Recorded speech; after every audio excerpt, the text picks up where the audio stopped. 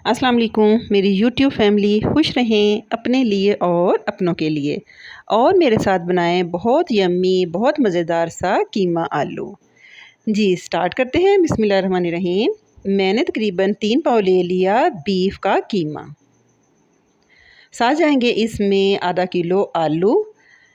आलू भी मैंने काट के साइड पे रखे हैं, वो साथ साथ हम सारे इंग्रेडिएंट्स शेयर करते जाते हैं।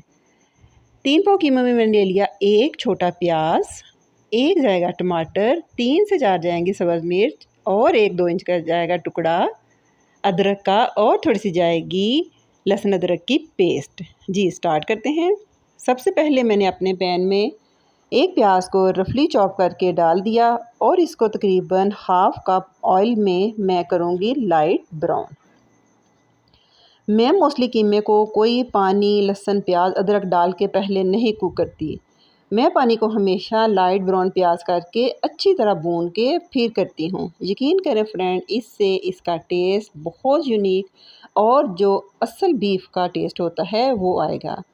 जैसे ही हमारा सारा कीमा हो गया ट्रांसपेरेंट और इसके जो पानी की थी स्मेल वो हो गई ख़त्म, अब हम डाल देंगे एक जावित्री का पीस। इससे इसकी खुशबू यकीन करें लाजवाब होगी। और 1 चम्मच मैं डालूँगी खड़ा गरम मसाला। ये भुनाई के दौरान ही डालेंगे। अगर हम इन स्पाइसेस को थोड़ा आगे पीछे डाल लें तो हमारी कुकिंग में एक नया टेस्ट और नया जायका आ जाता है। साथ मैंने डाल दी 1 बड़ा चम्मच लहसुन अदरक की पेस्ट और तेज़ चूल्हे पे मैंने भून लिया अपने कीमे को अगेन। अब डालते हैं 1 टमाटर और 2 सब्ज़ मिर्च रफली काट के। इसके साथ फिर अगेन भूनेंगे। मैं कीमे को बगैर पानी का छींटा दिए यकीन करें इसी तरह भून भून के ही कुक कर लेती हूँ। अब डाल जाती है इसमें इसकी सारी सीजनिंग। पिसा हुआ सूखा धनिया, 1 चम्मच नमक, 1 चम्मच सुरख मिर्च, 1 चम्मच दाढ़ा लाल मिर्च, क्वार्टर जाएगी हल्दी और 3 से 4 जाएंगी इलायचियाँ। इलायची आप बीफ वगैरह में लाजमी डाला करें, इससे जिसका बादीपन है वो होगा ख़त्म। अब डाल के इसको थोड़ा सा भून के मैं पानी डाल के आधा कप इसको गलने के लिए रख दूँगी। अब हम अपने आलूओं की तरफ आते हैं। इनको धो के अच्छी तरह पीस करके मैंने इनको काट लिया स्क्वायर में।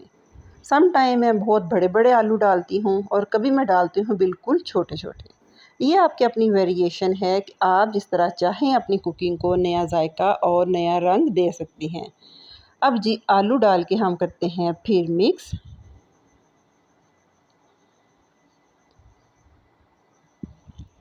ये हमारी कुकिंग है, ये हमारे लिए एक फ़न हमारा आर्ट है। जिस तरह पेंटर का एक आर्ट है इस तरह कुकिंग हमारा आर्ट है।